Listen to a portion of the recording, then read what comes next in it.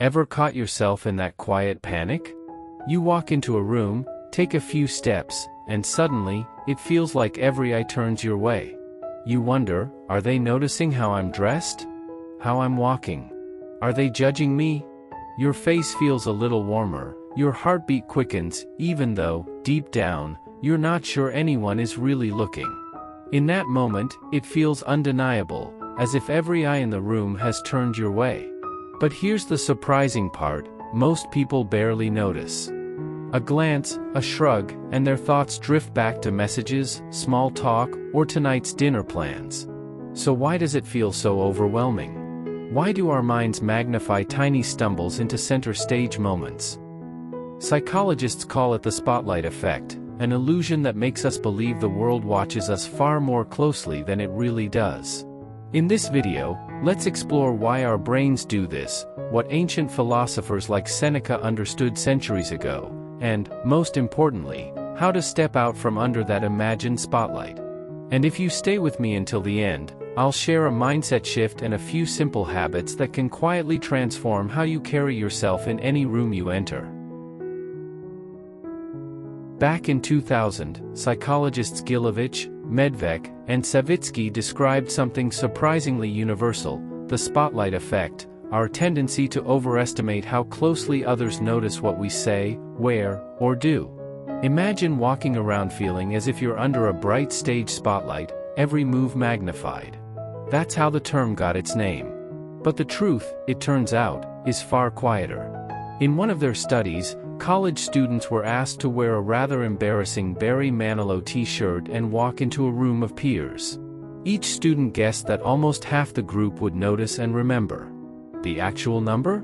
Barely 20%. And that's revealing, and oddly comforting. Most people aren't cold or dismissive, they're simply absorbed in their own thoughts, insecurities, and to-do lists. So while it feels as if everyone is watching, in reality, most are living under spotlights of their own. But if it's so freeing to know, why don't we just stop worrying? Let's see what's going on under the hood. Thousands of years ago, life in small tribes meant that being accepted wasn't just about pride, it was about survival. Rejection could lead to isolation, and isolation could be fatal. So over generations, our brains developed an inner radar, always scanning the room. Do they approve? Am I still part of the group? Back then, that instinct kept our ancestors safe and connected. Fast forward to today, and that same radar hasn't gone away, it's just found new targets. Social media turned it into overdrive, every heart icon, every notification becomes a modern signal of acceptance. Each ding feels like silent proof, someone sees me. But here's the quiet irony, while we're busy worrying what others might think of us, they're often worrying the very same thing about themselves. In the end, we're all moving through life under imagined spotlights of our own making. Centuries before psychology named this, philosophy warned us too. Seneca once wrote, "We suffer more often in imagination than in reality." And what he meant was simple, but profound. The real pain isn't the stumble itself, or the awkward word we blurt out, it's the replay that loops in our mind afterward. Centuries later, Epictetus offered something similar. It is not things themselves that disturb us, but our opinions about them. The moment passes quickly for everyone else, but inside our heads, we start telling stories. They must think I'm incompetent, clumsy, awkward. And while most people move on almost instantly, our minds can treat a brief moment like it's headline news. Here's where it shifts. Feeling this way doesn't mean we're self-absorbed or vain. It simply means we're human, wired to guard our place in the social circle. But once we see the spotlight effect for what it truly is, an illusion, we can begin to loosen its grip and step a little lighter through the world. First, redirect your focus outward. Imagine walking into a meeting, and the first thought that surfaces is, "They'll see how nervous I am." Instead, flip the lens. Ask yourself, who else here looks nervous? Who could use a reassuring nod or a friendly question? By shifting from self-judgment to quiet observation, your attention becomes a window looking out, instead of a mirror reflecting back. It's surprisingly powerful. Because your brain can't fully focus inward and outward at the same time.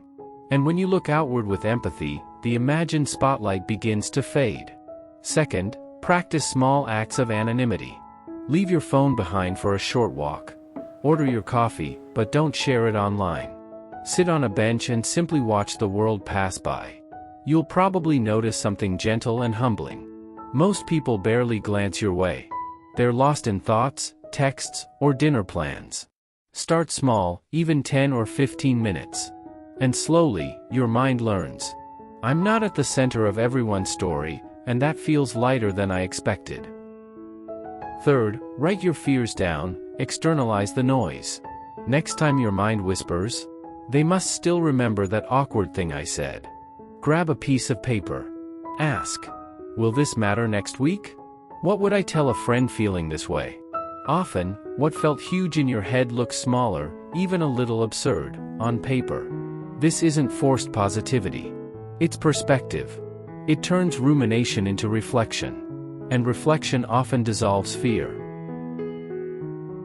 And finally, use gentle humor with your mind. Our brains love dramatic headlines. Everyone saw. Everyone cares. Rather than arguing, smile and say, "Thank you, brain, I know you're trying to protect me."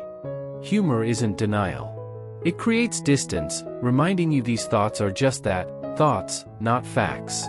And with time, even the loudest stories lose their power. In the end, these aren't about silencing the spotlight completely. They're about softening its glare, so you can see the room, see others, and see yourself more kindly. And little by little, you step out from the imagined stage, and back into real life. Freedom isn't about deleting fear. It's seeing it clearly, and choosing to move anyway. The quiet truth is this. The spotlight was never really on you. Everyone else is busy under their own imagined spotlights, worrying, second-guessing, hoping not to stumble. And once you see that, it feels strangely freeing. You can choose to speak, connect, and create, not to impress, but simply to experience, to share, to be present. Seneca put it simply. We suffer more often in imagination than in reality. In the end, it isn't about dazzling the world. It's about stepping fully into it, just as you are. If this helped you, share it with someone else who sometimes feels like they're under the spotlight too. And remember, your life isn't a performance, it's your story to live. If this video made you pause, think, or reflect, subscribe for more timeless ideas made simple.